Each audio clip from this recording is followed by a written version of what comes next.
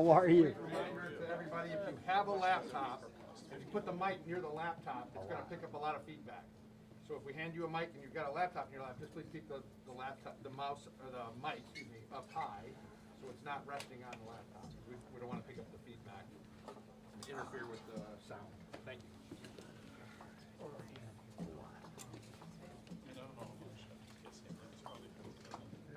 You know, come on, a cup of coffee in the Pentagon costs $1 million. What do you want?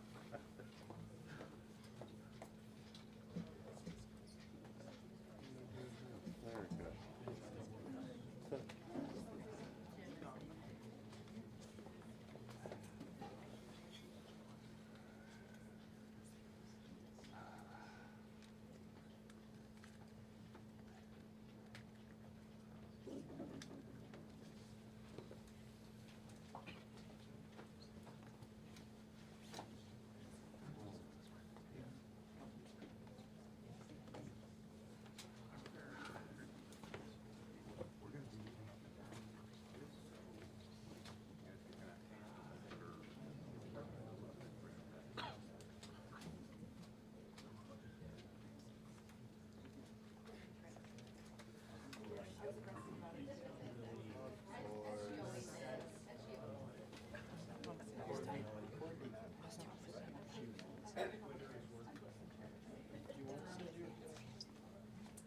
You're the normal person I would give it.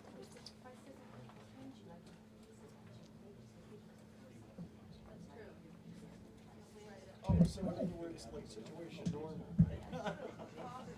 Like what you do all the time. Yeah, I never really needed the daughter. I always had her.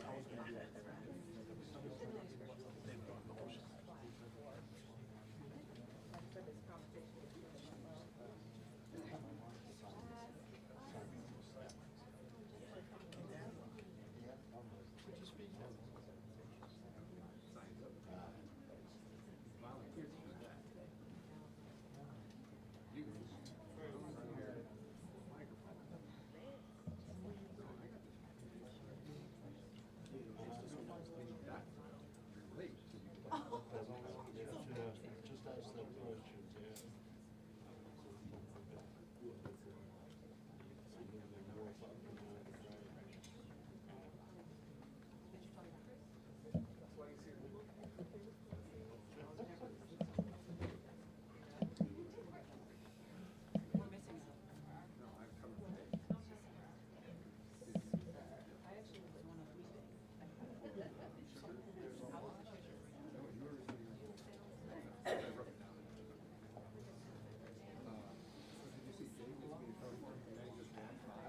I can be the one outside.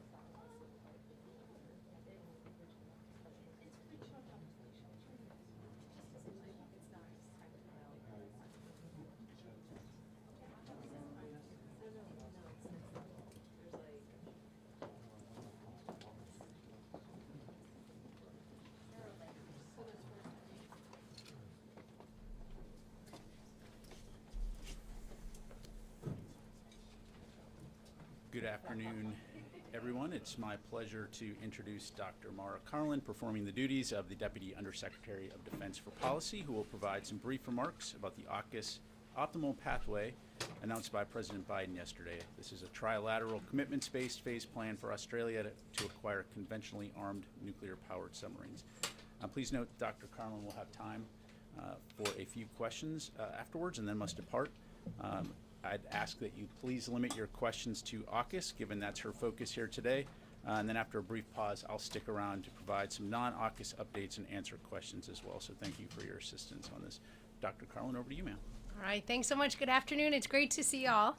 Yesterday, you heard from President Biden, Prime Minister Albanese, and Prime Minister Sunak on the agreement for Australia to acquire a conventionally armed nuclear-powered submarine capability through the Australia, United Kingdom, United States Enhanced Security Partnership, or AUKUS. Yesterday concluded our 18-month thorough and expert-led consultation period to identify the optimal pathway for Australia to acquire this capability while setting the highest nuclear non-proliferation standard. This plan will deliver on that commitment and lift all three nations' submarine industrial bases and undersea capabilities, enhancing deterrence and promoting stability in the Indo-Pacific. For the last 7 decades, our three countries have stood shoulder to shoulder, along with our allies and partners, to help sustain peace and stability in the Indo-Pacific.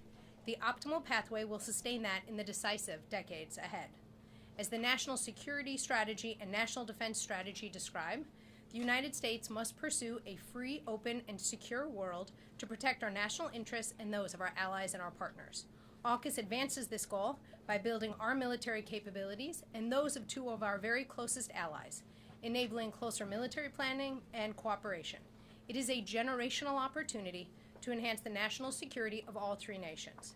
As the President shared in his remarks yesterday, the optimal pathway will deliver deterrence across several phases.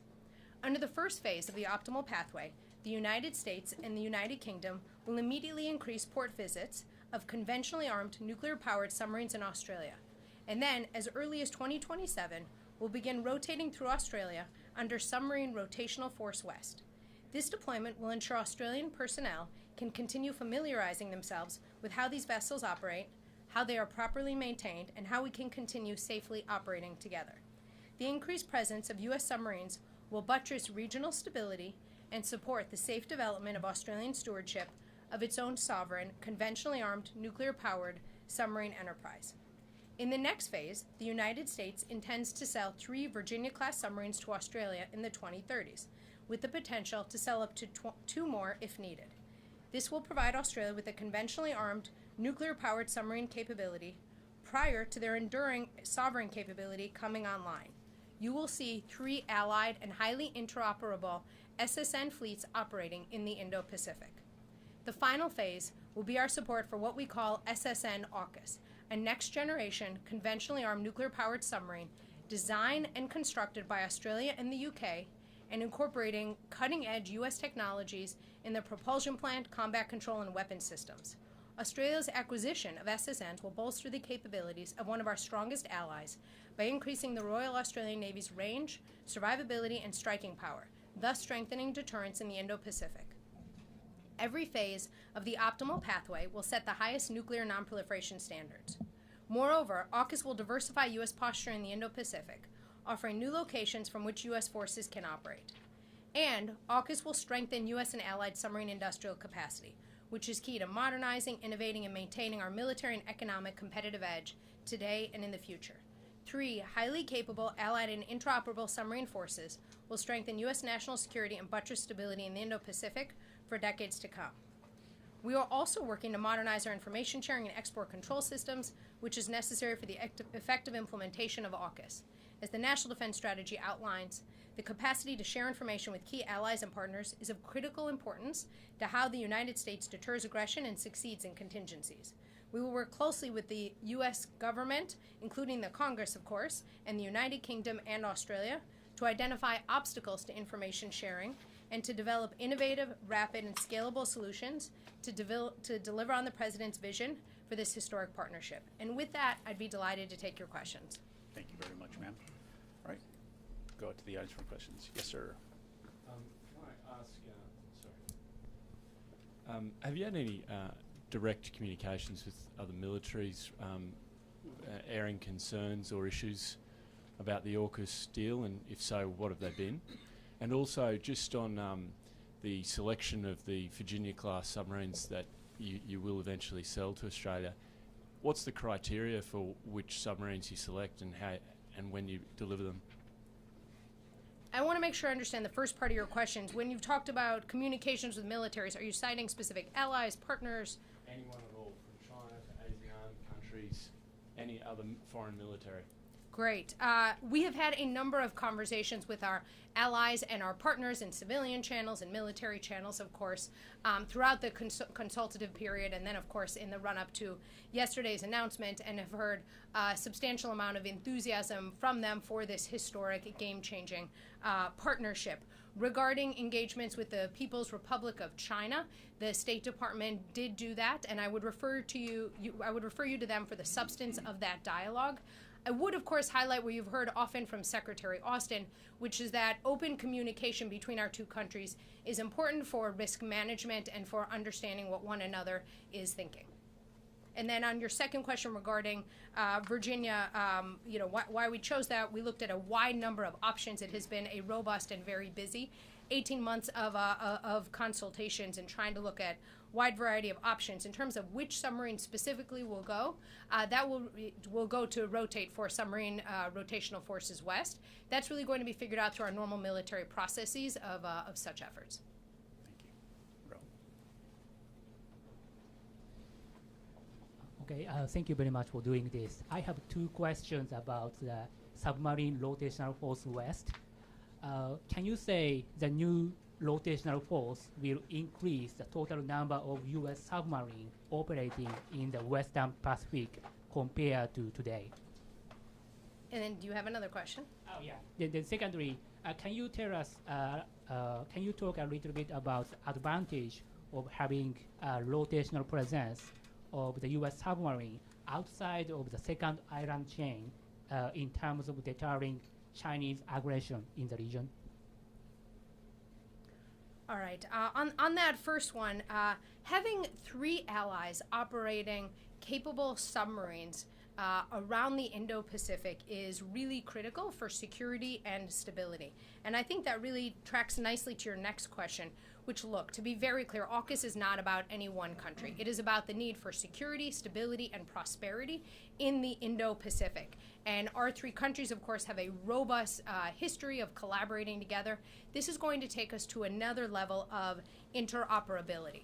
I would highlight the significance of sharing this information with Australia. As you all probably know, the last time we did so, it was 1958. So it's really a sign of just how close this relationship is.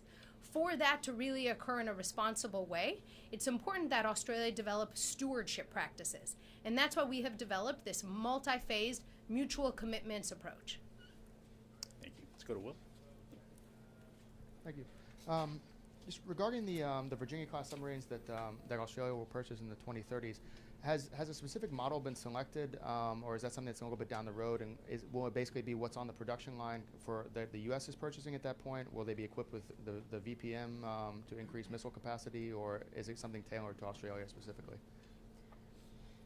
So first of all, it's worth noting that Australia will get these subs in just about a decade. That is, frankly, faster than I suspect a lot of folks might have expected when this whole effort was announced just 18 months ago. Australia will be purchasing a mix of new submarines and old submarines, and right now it looks like it will be two with the potential to have, it will be three with the potential for two more if needed. As I noted earlier, the cohort of folks looked at a wide range of different options and really came down with Virginia as the right approach, and Virginia payload module will not be a part of it. I think the three countries saw that didn't make sense. As you no doubt know well, of course, these submarines are going to be especially special, though, because of their stealth, their range, and their endurance. So they really will be kind of a meaningful deterrent in the region. Go to Jim. Hi, it's good to see you. On the info sharing, going back to the question you answered just a little bit before, is that a real showstopper? I mean, these countries are all Five Eye participants. You don't really anticipate that being a problem with the info sharing with Australia, do you? You know, Jim, allies and partners are at the heart of the national defense strategy, right? They're a center of gravity for realizing that 2022 national defense strategy. And we know we have to lower the barriers to working with them, and information is just a piece of it. You are exactly right that these are two of our very closest allies who we have stood shoulder to shoulder with for much of the last 100 years or so. Nevertheless, we have processes that have to be figured out, and to ensure that both pillars of AUKUS, right, there are two pillars. Today we're very focused on Pillar 1, which is the conventionally armed nuclear-powered submarines, but there's also Pillar 2, right, this cooperation on advanced capabilities. We know for that to be realized, we're going to need very clear, transparent, robust information sharing practices. It's a great case study. These are exactly the right two allies to make it real, and we look forward to working with our colleagues around the U.S. government, including the Congress, to make that a reality. We have time for just a couple more. Joe? Hi, thanks for doing this. Joe Gould, Defense News. Just to follow up on Jim's question, I mean, can you drill down a little bit to talk about what are the specific obstacles? Do you have a sense, I mean, after 18 months, do you have a sense of what some of the pieces of ITAR and what kind of information sharing needs to get changed? You know, Joe, we've spent a lot of time over these last 18 months figuring out how we can ensure that we deliver on this historic game-changing pledge by the three heads of state. And so we've looked hard at the different changes that might need to happen, but I would say that there's probably more to be done along those lines. But I can assure you that we will do all we can to both deliver on the submarines and to deliver on the advanced capabilities piece. We are in very close consultation with our colleagues at the State Department on the ITAR piece specifically, and also with our colleagues in Congress. But on the whole, I think we've all been pleased to see robust bipartisan support for making this a reality and really recognizing the sort of generational leap that we see in this alliance. Okay. Thank you very much, ma'am. Appreciate your time Thank you. today.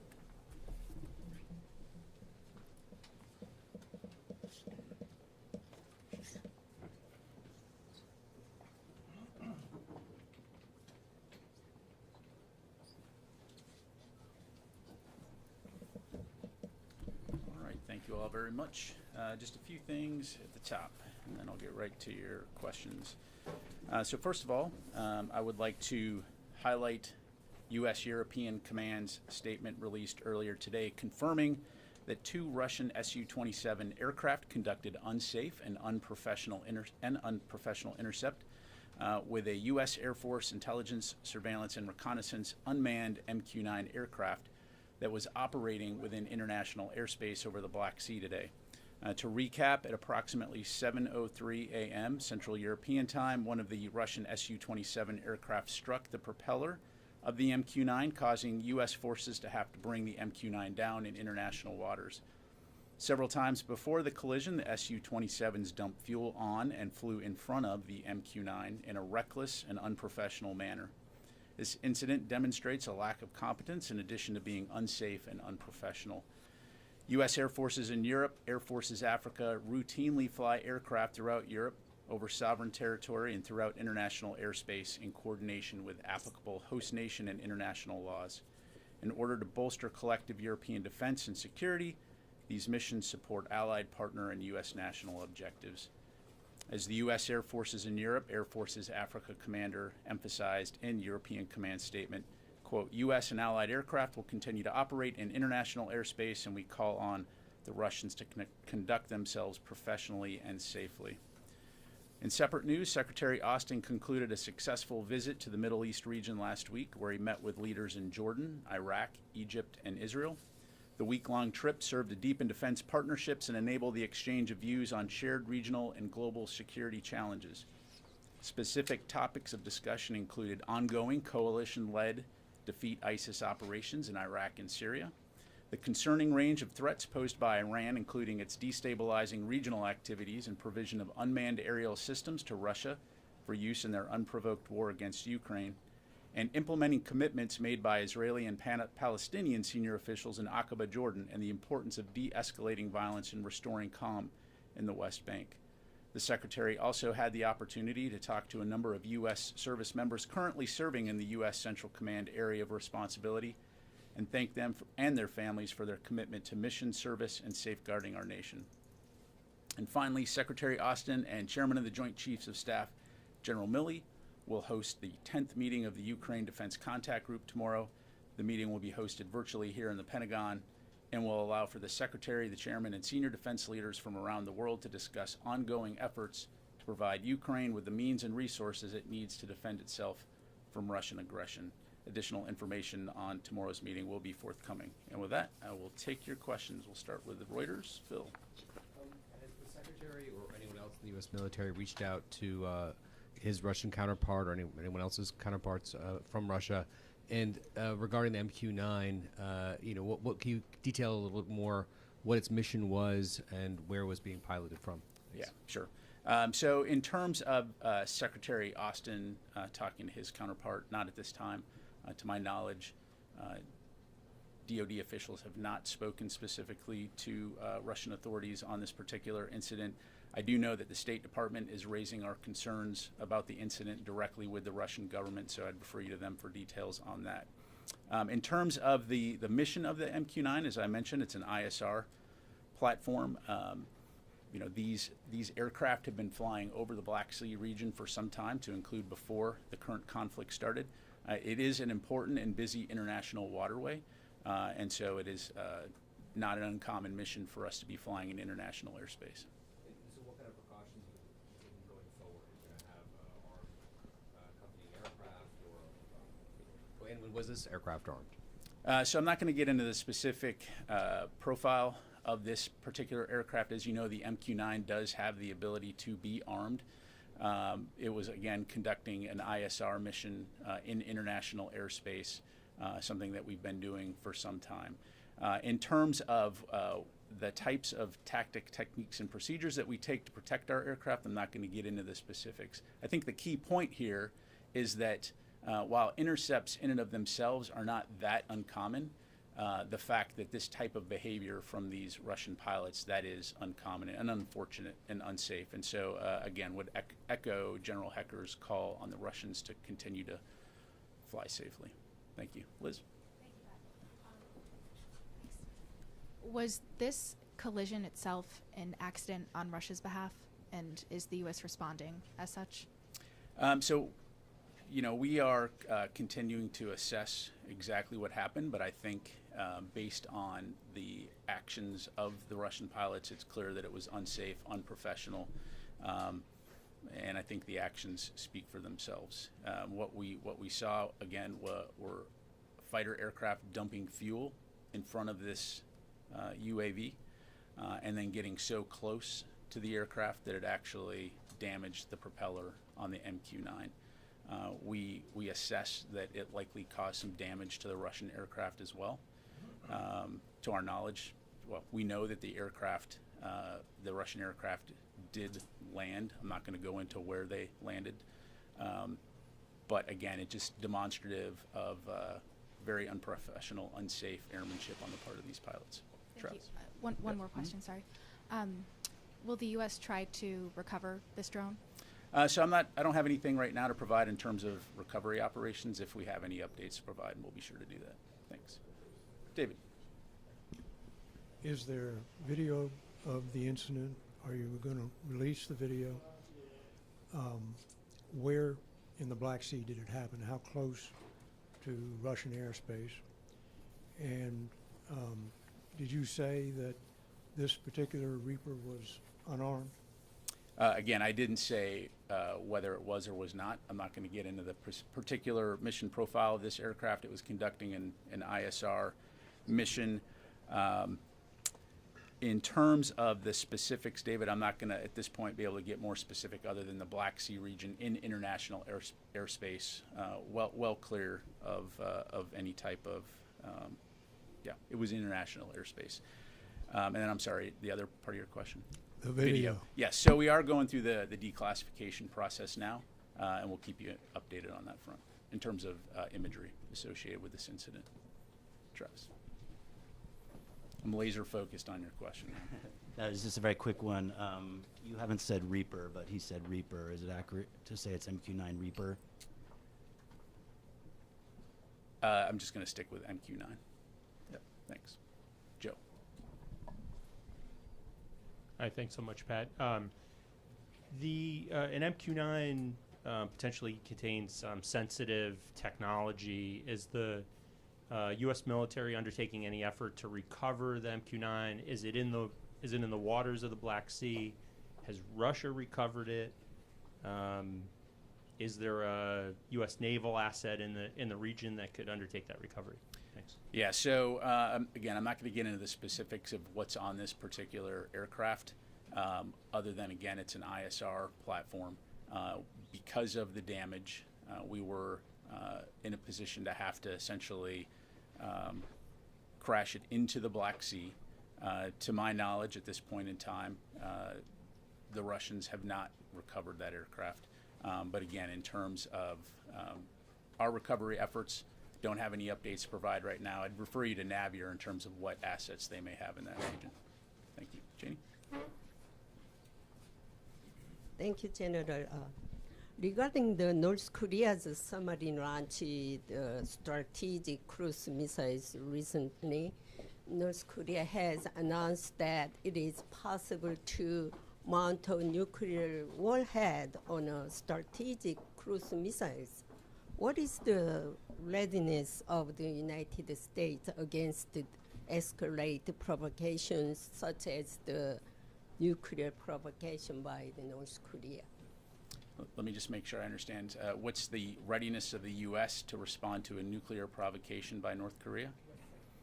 Well, I think we've been very clear that were North Korea to employ a nuclear weapon, it would be the end of the North Korean regime.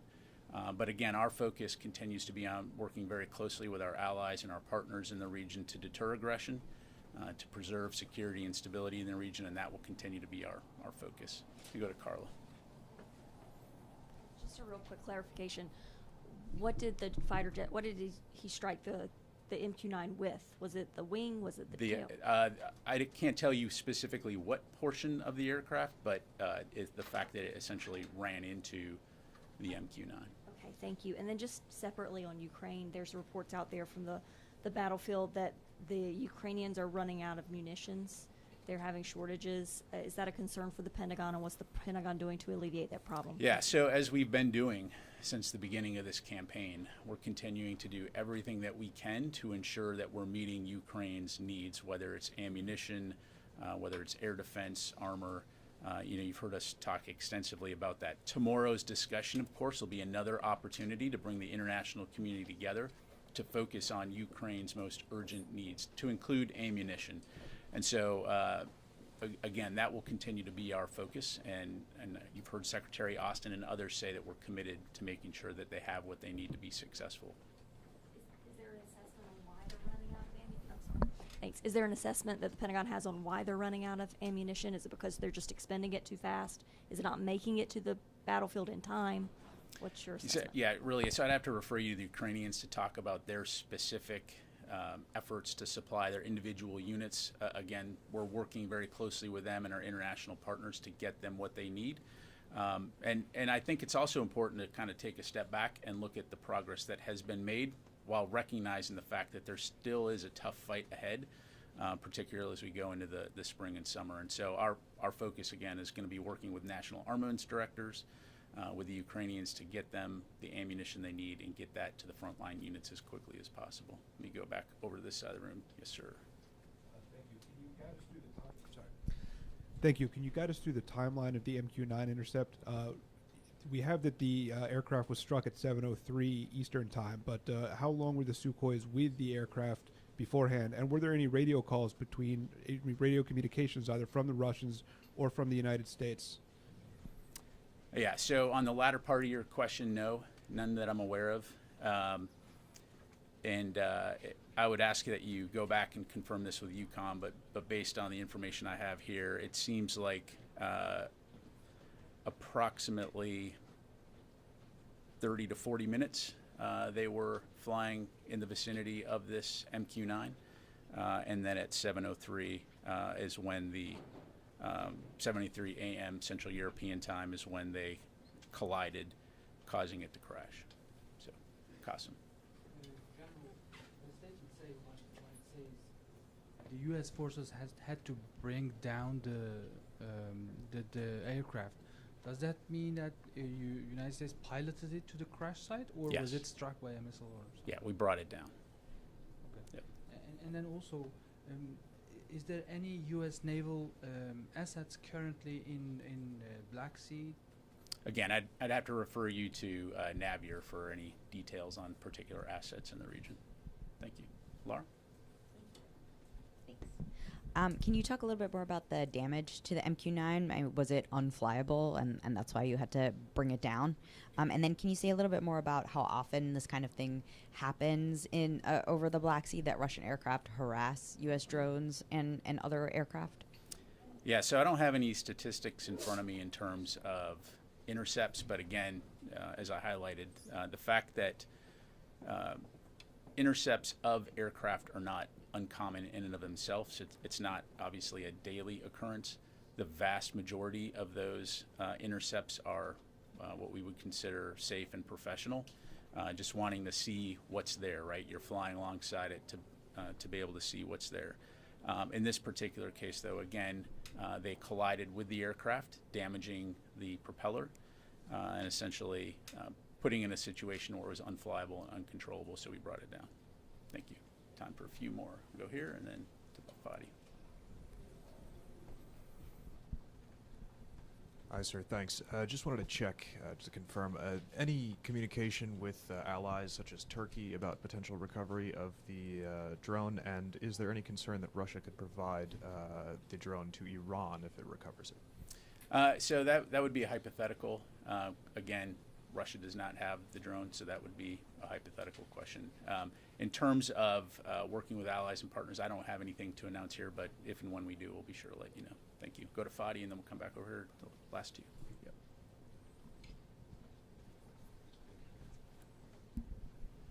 Thank you, General. So I know you don't want to share lots of information, special intelligence information, but are you able to say whether the MQ-9 was flying near Ukraine or near the Crimea Peninsula? And then I believe you said, if I heard right, that the Russians did not recover the drone. However, have you seen any effort by the Russian Navy to try to recover the drone? Thank you. Yeah, so on your latter question there, Fadi, I'm not going to get into that. In terms of where it was flying, it was well clear of any territory in Ukraine. It was over international airspace, over international water. So, thank you. Nancy. Thank you. During Secretary Austin's visit to Egypt, he held meetings with officials even though all press were banned from covering it. Past defense chiefs, when they've been in a similar situation, have refused to proceed. Given that the Biden administration has said that one of its key pillars in terms of foreign policy is that when presented with a choice between autocrats and democracies, that it stands with democracies, can you help us understand why the Secretary decided to proceed with those trips given the ban, and should we expect that going forward? Thank you. Thank you. So our relationship with Egypt is obviously a very important strategic partnership. The Secretary did appreciate the opportunity to meet with his counterparts and talk about that. I will tell you, when it came to the press coverage of that portion, having looked further into it, the Egyptians lived up to what they had agreed upon. Some of the lessons learned out of that was in terms of making sure that we were on the same sheet when it came to understanding press access, and so we will continue to work that. I'm sorry, could you clarify, the U.S. had agreed beforehand that there would be a ban of journalists? We did not agree to a ban on journalists. We agreed to have official photographers. We did have one reporter come into one of the sessions, but then a portion that was going to be open to the press was subsequently not held, and therefore there was not an opportunity to cover that. But again, sometimes these meetings are very small. Sometimes there's not the opportunity for media to come in. But again, it's something that we've noted, and we'll continue to work closely with governments as we visit to ensure that there's press access. Thank you. Sir. Just regarding the budget, for the last few years, the services have pursued a divest to invest strategy, and Congress hasn't necessarily bought into that. This year, the Air Force is looking to retire more than 300 aircraft, double the amount last year.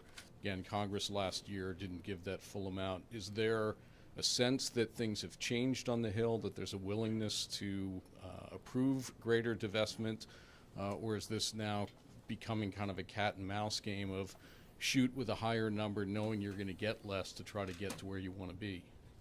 Well, when it comes to the Air Force budget specifically, I, of course, would refer you to them to talk in specifics, and I don't want to answer for Congress. What I will say is, having observed this process, I do think, like anything, there's a continuing dialogue in terms of what the services require to meet their mission requirements, and working closely with Congress and with the Department of Defense to identify what those offsets might be in order to ensure that we can modernize throughout all the services.